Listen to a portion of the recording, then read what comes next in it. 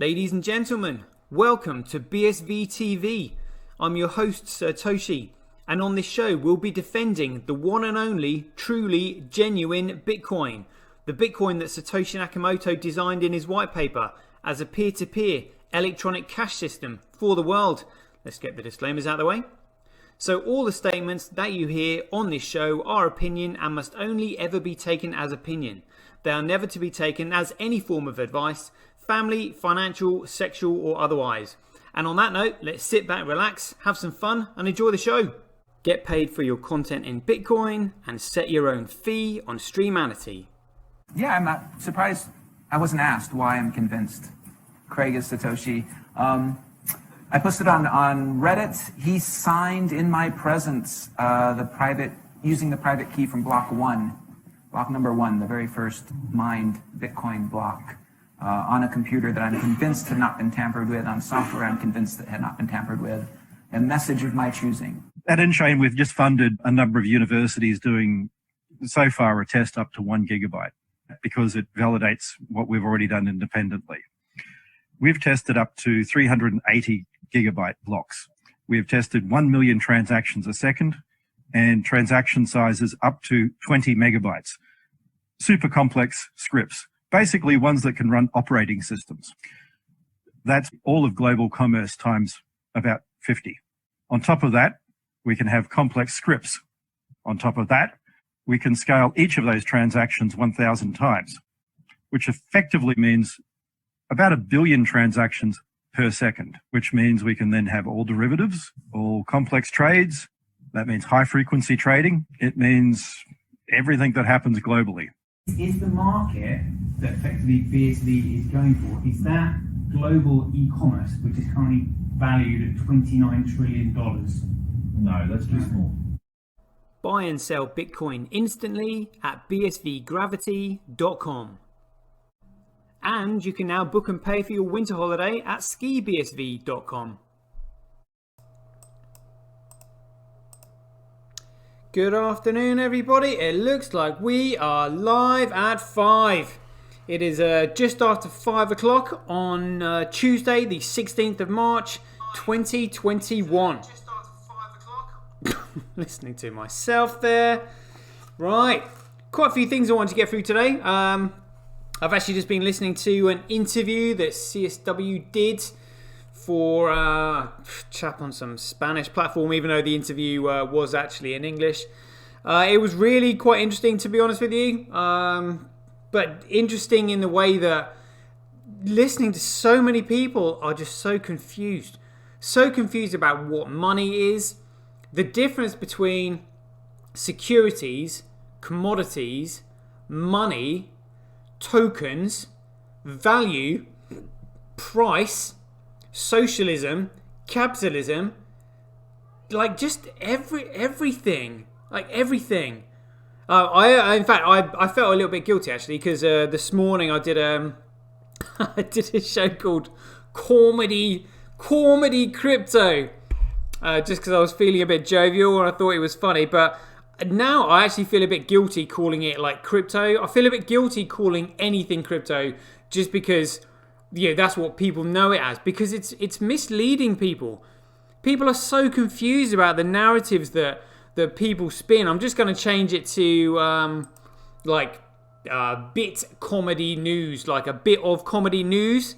Diddy Wilden commented on this. He goes, haha, oh my goodness, it's so funny hearing your pronunciations. My bit of crypto comedy. Grig's in the house. Thanks for joining us. Yeah, here we go. Looking at my YouTube studio. So again, we're doing the Bitcoin bulletin charts, around like in the morning time, and then we'll do, like a comedy news show, just laughing at the ridiculous space. I'll call it comedy crypto, but again, I'm gonna take out the word crypto, just to increase the amount of content out there. There needs to be more. I mean, if it was someone like me when I was first getting into Bitcoin, I was desperate for some quality information. I was desperate for somebody to just tell me something that made sense. I was listening to all these like shitcoin YouTube channels, the number go up, number go down. Oh, this company's done that. This company's done this. It's just like, so what? So what if they're doing all of this shit?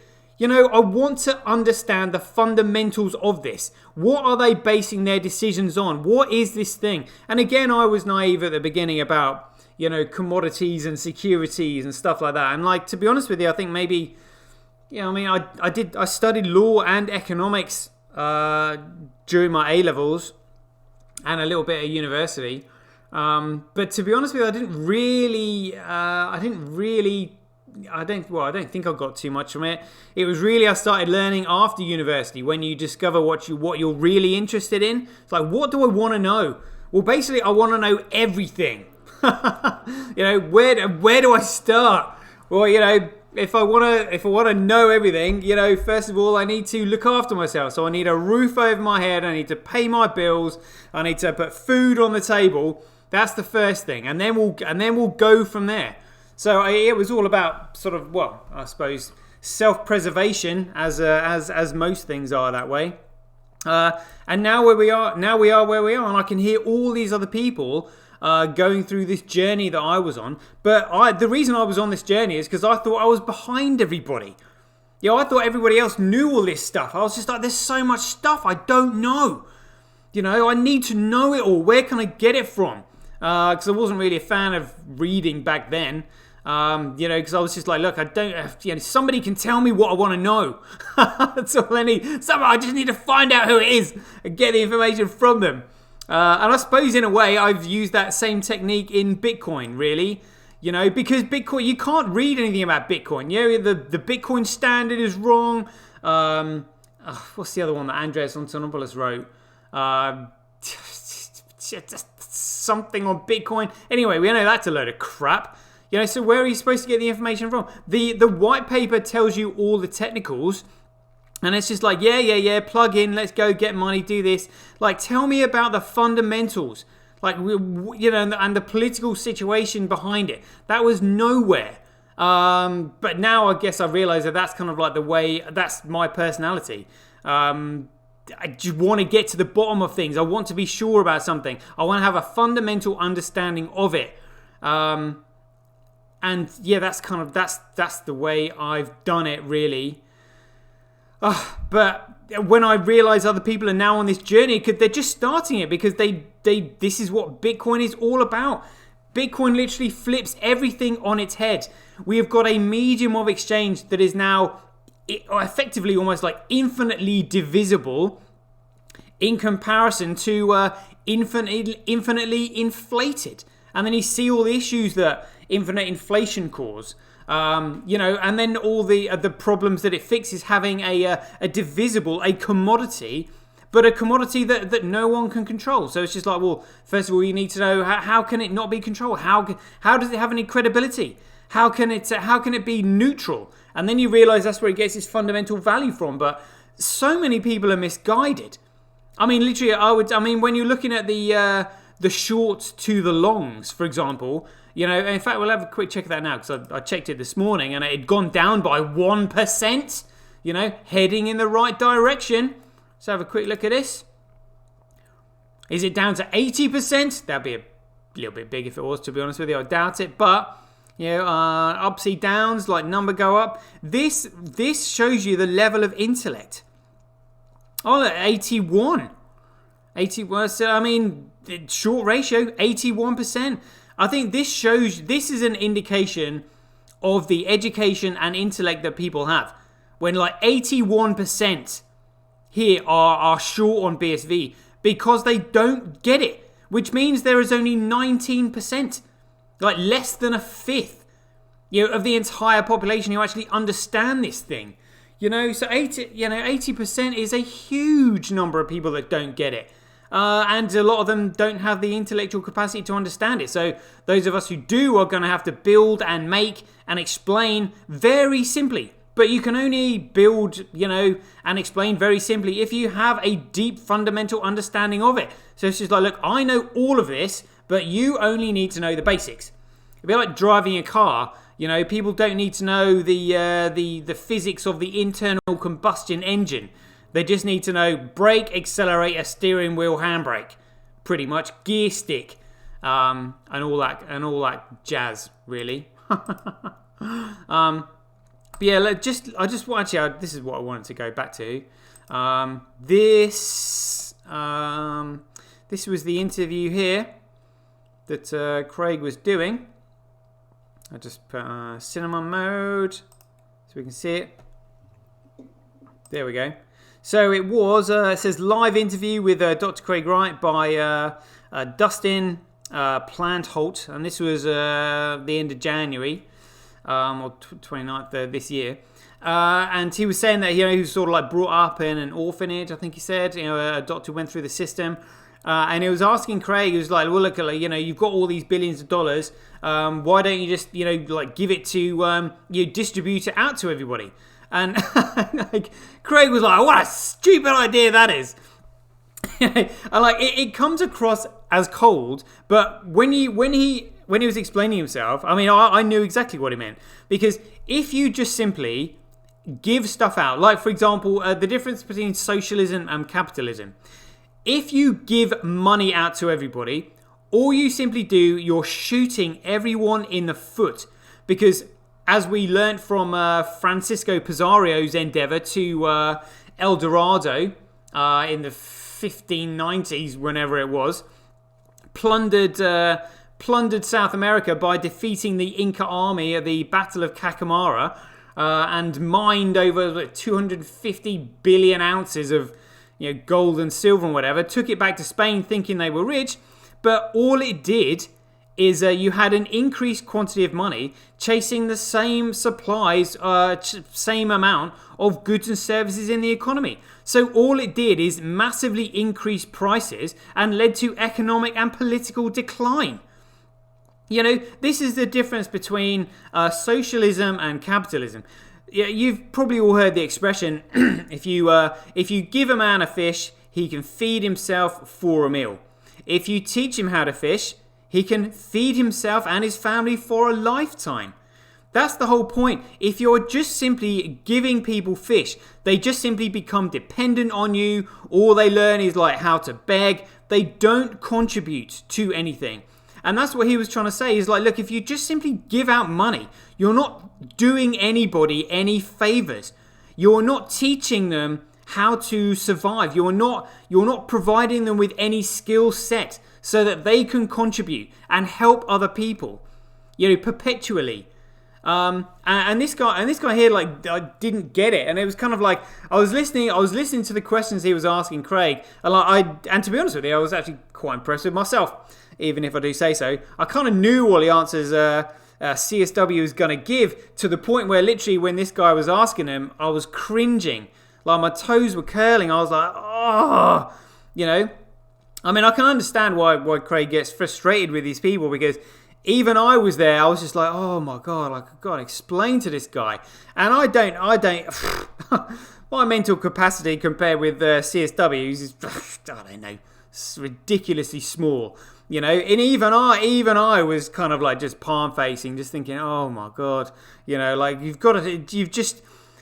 got so far down they've got to travel so far down the rabbit hole, to get to where they need to go. But then, as we all know here in BSV, at the bottom of the rabbit hole is the paradox. So now you've got effectively intellectually challenged people. You're trying to understand a paradox. Good luck with that. It's kind of like, look, they're going to ask questions, and at the end of the day, some people, you're just like, look, here's Handcash, download it, press send, money spent. That's it. They're trying to get into all the politics of the situation because, they're hearing all this crap. And this guy was going on about how he thinks that, like Travala is adding value and DeFi was adding value. And I was just like, oh no, there is no wealth created in DeFi. None. It is crypto loans so that people can gamble. And when you gamble, all you're doing is swapping money from someone else's pocket into somebody else's pocket. That is it. You are not generating and producing anything. You are not producing capital. Like, you're not building cars so that people can travel from A to B. You're not building airlines so that people can move around the world. You're not building goods and services that make people's lives more efficient so then they can specialize in other things and help develop the economy. You know, this is what so many people don't get. And it's kind of like, I guess this is like one of the reasons why I decided to use a pseudonym, because, you know, I can hide away from these people if I want. Like, I don't want people knowing who I am.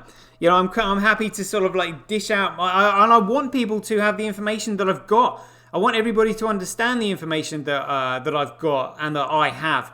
I'm more than happy to explain it, but, you know, I'll explain it in my time, and I will donate, you know, my time like I'm doing now to the cause as much as I can.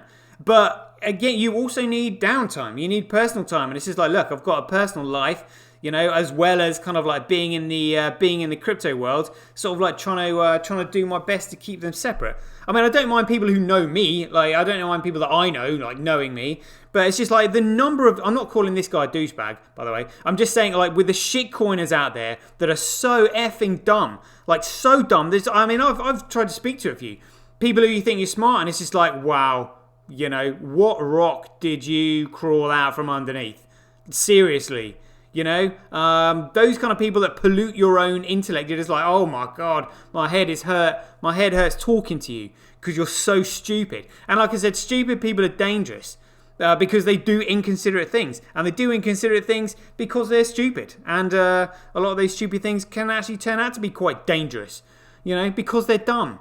You know, I mean, that's why we've got the health and the safety executive, you know, here and stuff like that. Shout out to more people in the chat box. BSV Russia, Shelly Mac, Diddy Weldon in there as well, and Raven Shield. Nice one. Right, let's have a look at some of these. Tell you what, we'll just let's have a quick look. So I saw this just a second ago. It said, and by the way, earlier I did already been through the charts. Actually, I didn't actually have a look at the shitcoin market. It looks like numbers gone up here in the top left-hand corner. It says 198. Price is the last thing that I look at, literally, because it means nothing, you know, in terms of its value. But I'll just have a look and see if there's has been a price move of sorts. See if it's decoupled from this shitcoin. So Corecoin's still $55,000 in the minus today. Is that going to be minus on the week? No, still green on the week. I was going to say we haven't seen that for a while. Kind of like plateauing though a little bit. Up on 3 months though. So what are we on the week? Oh, let's see. Look, I mean, it's coming down from $61,000 to whatever it is now, 55. Again, I mean, it's gone up such a lot, but you know, people are still buying here. There was a point I was going to make to do with. Oh, that was it. I think Tether just printed another $100 million from out of nowhere. I didn't check this morning actually. We'll do whale alerts. Here we go. Check out this. I'm sure I saw this. Here we go. See if we can find it. See if it's legit in the last 24 hours. Because that's when it was. I mean, it was not like it was $1 billion. But still, I mean, 100 million, considering they were fined like 18. They just can't help themselves. It's too easy for them. It's far too easy for them. 17 hours. It's got to be around here somewhere. Keep scrolling. Here we go. Let's have it. 20 hours. Might be just a little bit after that. 15. That was yesterday. When did I see it? I know I saw it because I tagged the. This is the one. Look at that. There we go. Whale alert. 100 million. You know, I mean, like, we're used to seeing billions now, and like now we're almost like not shocked by 100 million. But I mean, 100 million. It's a joke. Minted at the Tether Treasury. Like, oh my God. You know, like, they've just been fined. In fact, so that means that since they've been fined by the New York Attorney General 18 million. They have now printed $1.5 billion since then.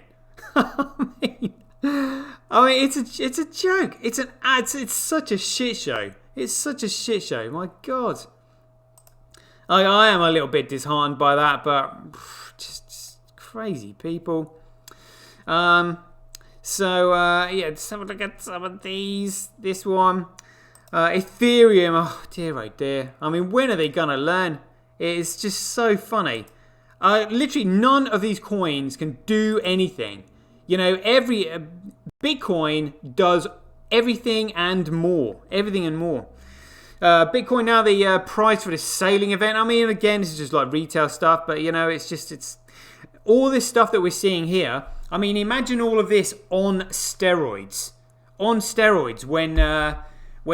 Bitcoin is exposed for what it really is, which is BSV. So it says touted as the digital store of value. What a load of utter crap. With scarce supply, Bitcoin, that's Coolcoin, has seen its fair share of comparisons to gold over the years. Keeping up with the trend, a sailing competition called Liberty Bitcoin Cup. Are you joking me? Like Liberty Reserve? What? Cup offers Coolcoin as a competition prize instead of a gold trophy. The Liberty Coolcoin Cup is the prime cup of the next generation of world-class sailors competing on the next generation of high-tech class foil sailing boats, says the Liberty Coolcoin Cup website. Where traditionally gold cups were the premier cups in traditional sailing, this next generation is now powered by the next generation of gold. Oh my God. I mean, it's how deluded people are. Essentially, foil sailing employs new technology and design, according to a 2017 article from the Wall Street Journal. Foil boats utilize a design in which the boat maneuvers above the water's surface to a degree, reducing frictions and adding speed potential. The Liberty Coolcoin Cup hopes to lower the barrier of entry for young people interested in foil sailing competitors. Blah, blah, blah. I can't be arsed with the rest of it. Utter shit. Just garbage. Ethereum at a crossroads. Ether community turmoil over miner reward fees. Would you believe it? Infighting again. Ether miners coming out in force against Ethereum improvement proposal that can slash the reward ratio by over 50%. Again, because they've got it completely backwards. They so don't understand Bitcoin. With Bitcoin, it's all about adding value. It's all about making Bitcoin more valuable. And because the more valuable it becomes, obviously, you know, it counteracts the block reward halving. But then you've got the fees, you know, which enable the network to economically sustain itself indefinitely. That's what it's all about. But none of these other networks can do it. They do not have the technical know-how, and they don't have the patents either, to be honest with you. You know, absolute pieces of garbage. Which is when you get people, you know, arguing, because like none of them, it literally is kind of like, you know, robbing Peter to pay Paul. You know, like arguing right hand versus the left hand, which is better. Like, who cares? So they're clashing over that Ethereum proposal. The EIP 1559 is a network upgrade that seeks to send a small fraction of the fee associated with all ETH transactions directly to the network. The tokens will be subsequently burned, thereby reducing the overall number of coins in circulation at any given point. As a result of the proposal, many expect Ethereum's existing scalability issues and transaction fees to be largely mitigated. How? Also, if EIP, the Ethereum Improvement Proposal, 1559, does go live, it stands to have a significant impact on the overall revenue of Ether miners. It's been said that as a result of the proposal, miner profits may drop by a whopping 50%, which partially explains why so many miners are against it. Implementation have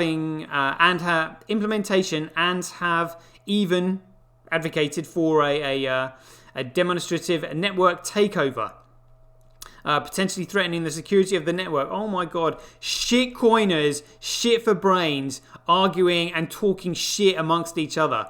They have no clue. All these problems that they're talking about here, guess what they're solved with? Bitcoin. Yeah, which is BSV, but they're too stupid and ignorant to notice it because Aussie bad man. So stupid. Like I said, shitcoiners, shit for brains. However, to help ease the growing tensions among the Ethereum community, the ETH developer community has suggested adopting Ethereum improvement proposal 3368. Well, that's going to solve the lot. The proposal states that instead of block rewards being slashed immediately, they should be kept at 3 ETH for the time being to reduce gradually to around 1 ETH over the course of the next 24 months. While Ethereum Improvement Proposal 3368 was introduced as a means of cooling flaring tensions between Ethereum's miners and developers, it seems to have garnered little to no support, with most miners still in a deadlock with the altcoin's developer team. What's going on? As if they're trying to explain. I can tell you what's going on. It's shitcoiners with shit for brains talking shit to one another. That's a pretty good definition, to be honest with you. Kirill Kuznetsov, lead developer for DeFi aggregator 1inch, told Cointelegraph that the upcoming Ethereum Improvement Proposal 1559 really does put miners in a bad spot because it severely limits their commission quota to a certain maximum value, adding, deflation will not cope with the amount of lost commission after the update. Therefore, the miners will earn several times less and may not even be able to pay off their computing costs. However, Kuznetsov believes that while miners have their own truth, so do developers, with each party on the lookout for its best interests. The former takes care of their earnings, the latter takes care of their performance, as well as the UX of a network. But without the first, the second will not be needed, so there must be some kind of consensus. Governance or whatever, oh my god. On the subject, Grim Reaper, the pseudonymous founder of Plion Finance, again another shitcoin, one of the largest Ether mining operations in the United States, told Cointelegraph that being a miner as well as a developer, he understands the plight of both sides, highlighting the fact that ETH miners usually have to wait 3 to 5 years just to break even. Which hurts all the more when considering they have spent years building the ecosystem. Oh, can you imagine? Can you imagine when it all comes down and they realize that they've been building on this piece of absolute crap? Like, honestly, can you imagine the turmoil? You know, this is what they don't know. Like, we know it's coming. It's going to be devastating for them. Yeah, absolutely devastating. They're going to be pointing fingers of blame and doing all this shit, you know, and all the meanwhile, Bitcoin works. That's it. Bitcoin BSV works. The smartest people in the room are just simply going to be jumping ship like we are. But then we're going to get hate for it. You know, fingers pointing, oh, you're shit going on, oh, Aussie man, bad, rah, rah, all this crap. I mean, when eventually the, what do they call it? Oh, what's the psychological term? When they're like detached from reality. Oh, crikey. Help me out in the chat box, people. Can't remember what it's called. Cognitive dissonance. Crikey, yeah. When the cognitive dissonance is so large. It's not like it. I can't feel guilty for it. I've done my best to try and explain it to these shitcoiners. I've even said to them, look, shitcoiners, shit for brains. Yeah, that's a polite way of saying you are stupid. So they're just going to realize this for themselves. You know, and I'm not going to say I told you so. I'm just going to be plodding on with doing what I'm doing. You know, they've had plenty of chance. But this is the start of it. This is the start of it. They're suddenly realizing it doesn't work. Well, who's going to do about it? Whose fault is it? People are going to lose millions. Millions. I mean, look at the market cap of this utter joke. $1.7 trillion. And of that $1.7 trillion, only 3.5 billion is genuine value. You know, it's massive. It's massive.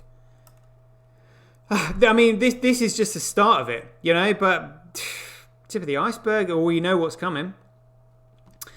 So where was I? But on the subject, Grim Reaper, the pseudonymous founder, he's already said that in the ecosystem. Additionally, since most miners had planned out their future earnings based on the current system, he believes that a major switch like Ethereum Improvement Proposal 1559 will take everything away from those miners who built their entire lives on this one singular activity, adding, "As a developer, I see the need for it since it helps users get involved, as only rich people can buy when gas is high. This bottlenecks growth when the market is peaking.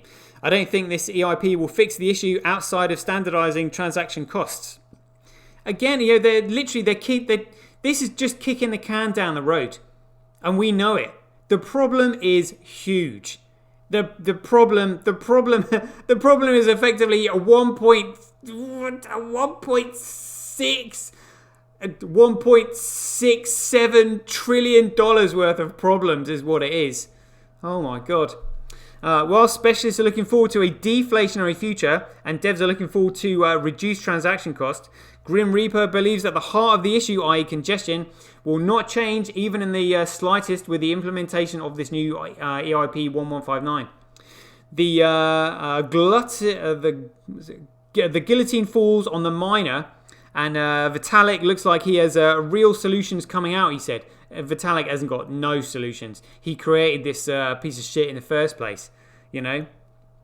The only problems he's going to get is people turning on him in the future. But, you know, hopefully he'll have enough money to retire on a secluded island and stay away from it all.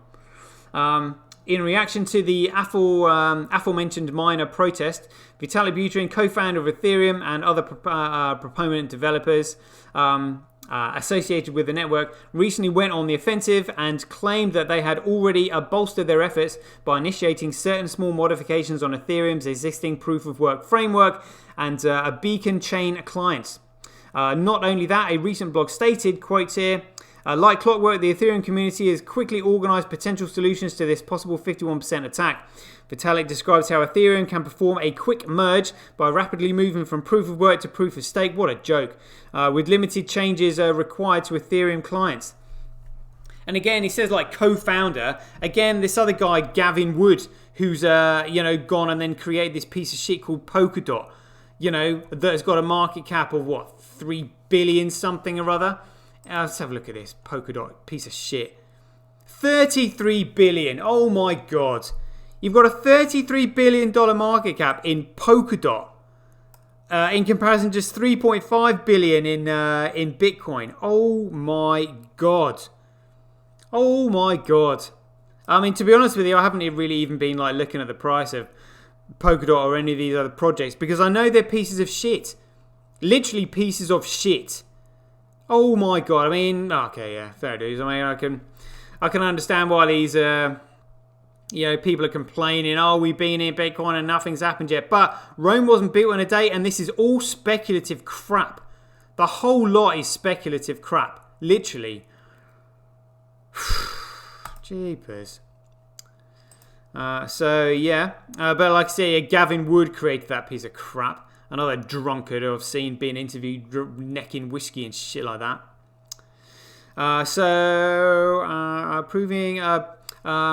Providing his thoughts on the issue, Kuznetsov believes that the change being proposed by Buterin and co.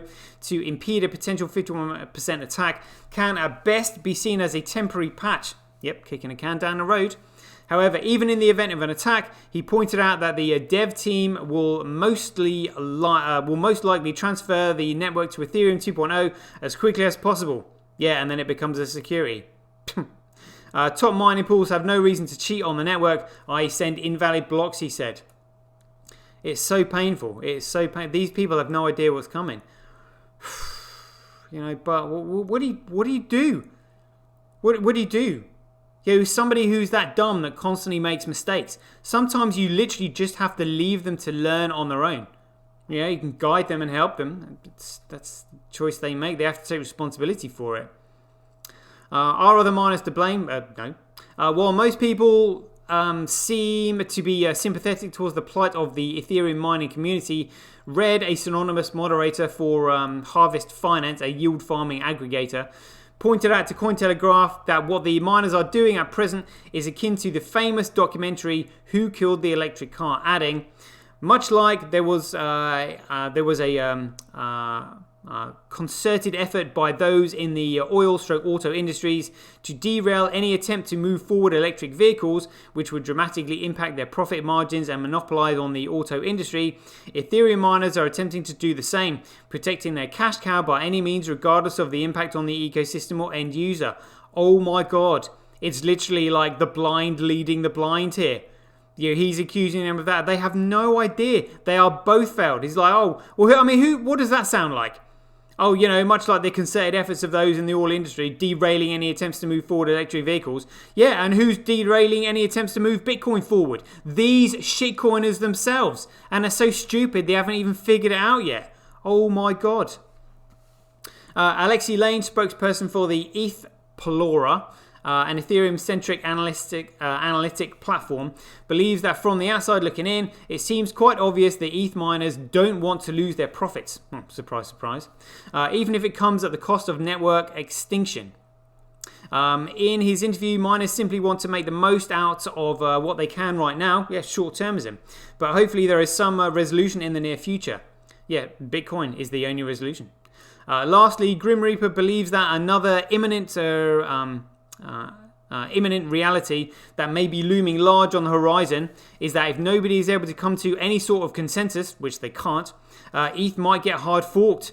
Yeah, and just basically dilute into millions of shitcoins with everybody thinking they've got their own idea and that they should buy their coin. Like Amory thought everybody should buy his coin. Egomaniacs. We need governance. Yeah, listen to my idea. No, listen to my idea. No, you should listen to me. No, you should listen to me. And they've all got the same bullshit ideas, fundamentally, which are fundamentally flawed. Literally, like, shitcoiners talking shit to one another. You're talking shit. No, you're talking shit. No, you're talking shit. That doesn't make sense. No, you don't make sense. The real issue is the shitstorm that will come if ETH gets forked and miners go to war. This will utterly F what's happening with DeFi, he said. Oh, no shit, Sherlock. Somebody can see the writing on the wall, but they haven't got an answer to it because Aussie Badman, March has been quite eventful for the Ethereum ecosystem, albeit for the wrong reasons. For example, on March 7th, a number of Ether miners from across the globe came together to voice their displeasure with the upcoming Ethereum Improvement Proposal 1559 that is scheduled to go live sometime in July. Oh dear. Oh, that's actually quite a fascinating article, to be honest with you. Glad I picked that one up. Yeah, definitely worth making an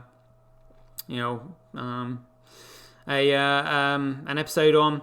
The last one, we'll just touch on this. Again, goes crypto-friendly trading platform eToro to go public via a $10 billion SPAC merger.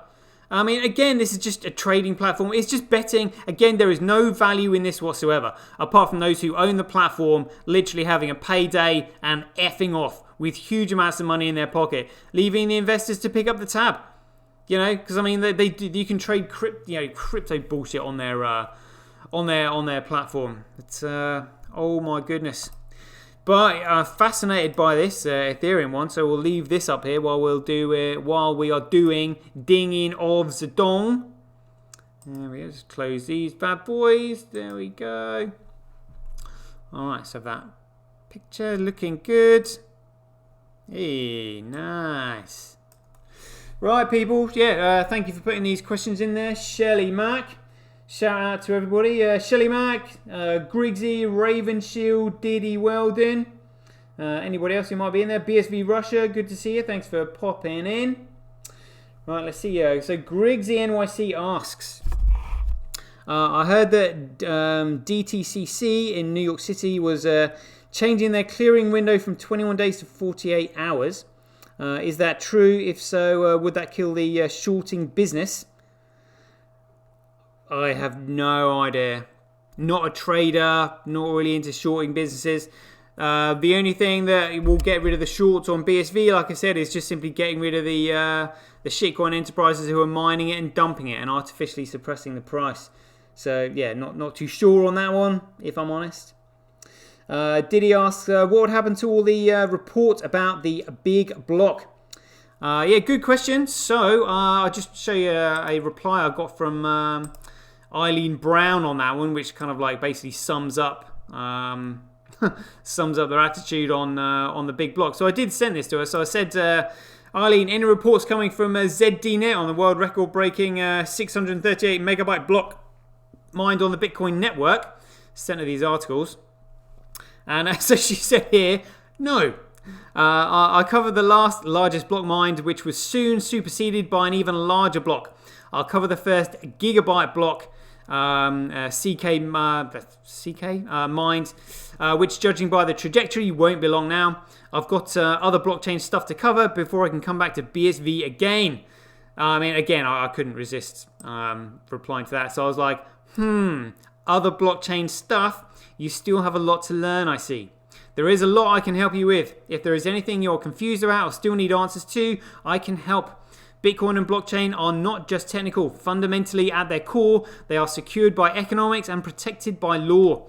Bitcoin is a commodity with its utility derived from the value of monetary and data sovereignty.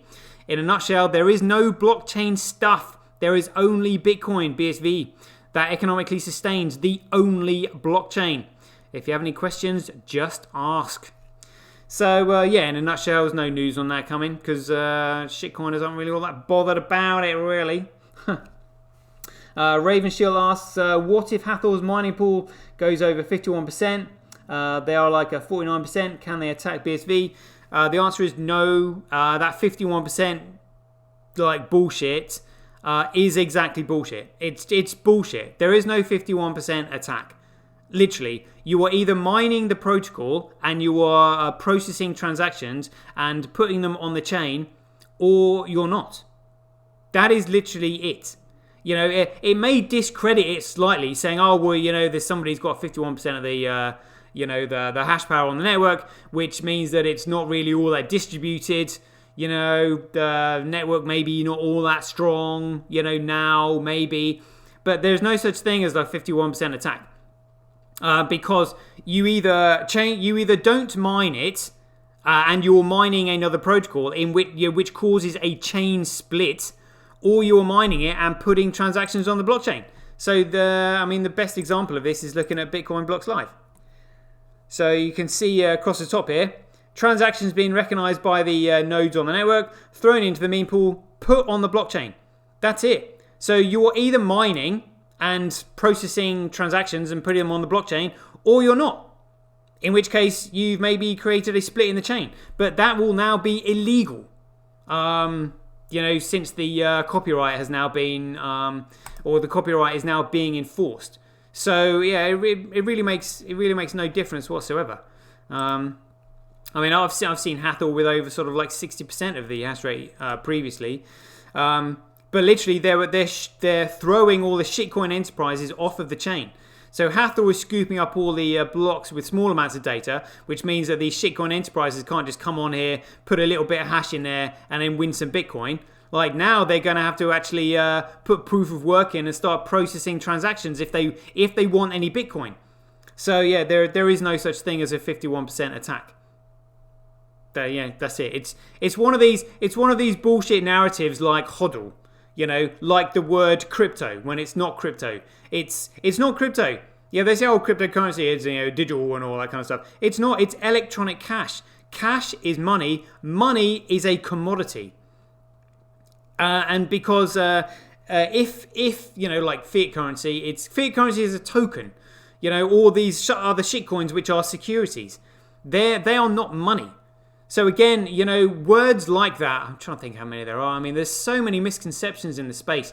Cryptocurrency being one, HODL being another one, because HODL means like you're not using it. You've got a HODL pot that you just simply use as a punt. Oh, I put a little HODL pot in there and leave it. HODLing is literally not doing anything. If you are steadily accumulating, that's not HODLing. That's actually saving. Using it.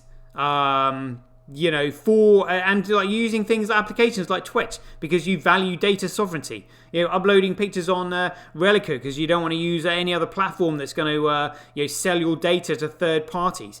It's a completely neutral network. So, which is what gives us data sovereignty, and that's what Bitcoin gives us. So, you can use it as a way to save. So you're saving, accumulating. Saving and accumulating is not hodling. Hodling is literally like one purchase, that's it, done. No intention of doing anything with it. Not using it for anything. It can only be a store of value if it is valuable, if it has a use case. So once it has a use case, it can then be used as a store of value. But BTC doesn't have any utility. It's not useful. So therefore, it's not a store of value because it's not valuable. So yeah, maybe I should write down a list of all these like narratives that just need to be, put to bed. Like store of value bollocks. Store of value can only be valuable if it actually has value. It's a cash system. Cash is money. Money has to be a commodity. It can't be a security or a token. All that kind of stuff. Raven Shield asks, what if Hathor's mining pool goes over 51% attack?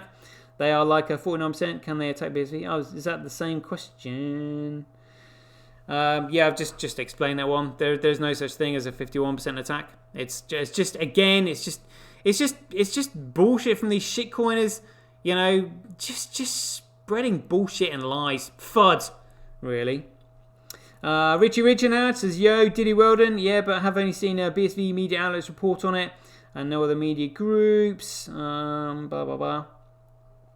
X-Codex says, mine is good for the crypto, even if more than 51%. Doesn't mean anything.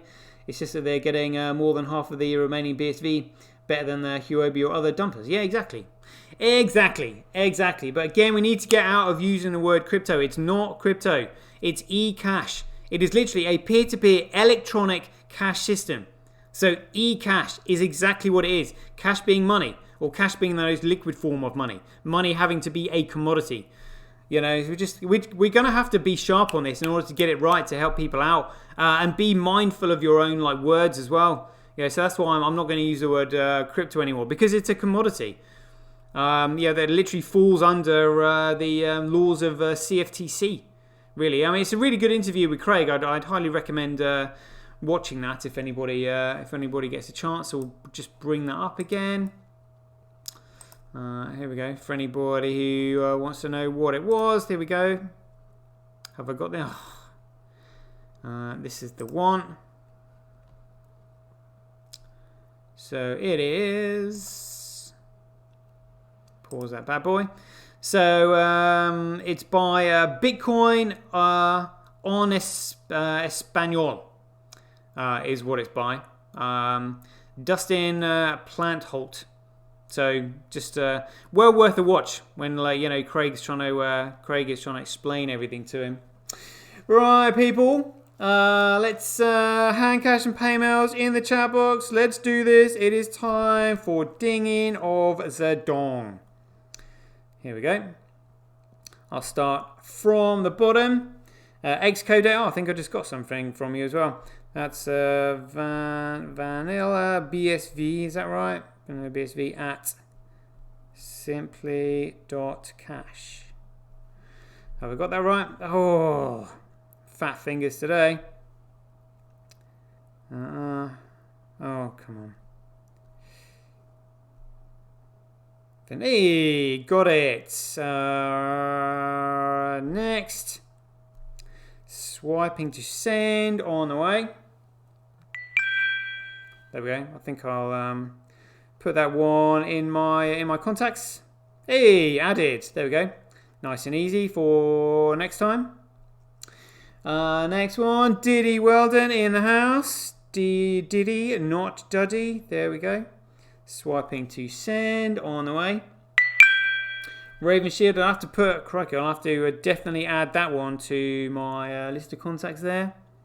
Z-E-L, Zel Addis, A-D-I-S, Zeladis Dark, D-A-R-K. Is that right? Hey, there we go. Next, swiping to send. I'll just put that in my list of contacts as well, see what that comes up with. That one's there, nice one. Here we go. Hey, there we go. That's in my contacts now. Nice one. Sending money, Griggs. Nice one, Griggs. I'll put that in my contacts as well. There we go. Griggs, that's registered. Swiping to send on the way. There we go. And let me just put this in my contacts as well. That has now been added. Hey, all right. Shelly Mac, excellent. Thank you very much. There we go. Swiping to send on the way. And Richie Rich, anyone else in there? Please put your handles in there, and paymails obviously. Richie Rich. Next, swiping to send on the way. And I think that's BSV Russia. Here we go. Is it DIM? Let's see if I can remember. Is it BSV? Right, got it. BSV Russia. Sweet. Swiping to send on the way.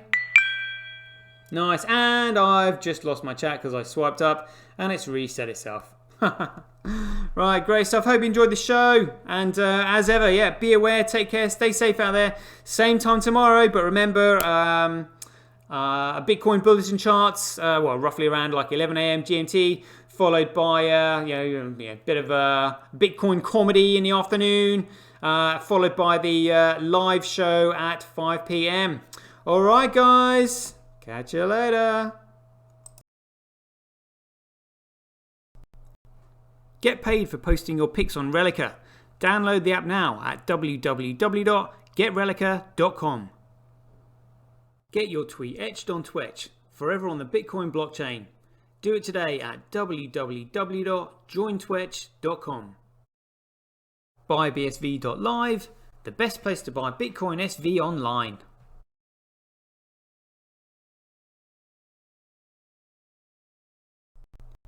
Support independent content creators on micropayment platforms such as Streamanity, Twitch and Relica. We should profit from our data, not the large corporations who track, monitor and sell it.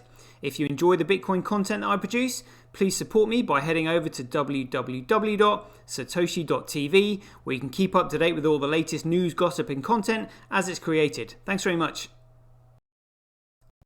To get started in Bitcoin, go to freebsv.com, where you can claim your free Bitcoin.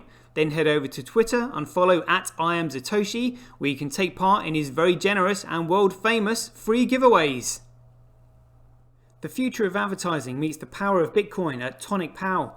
Get paid for posting advertising campaigns to your social media profiles. Go to www.tonicpowads.com.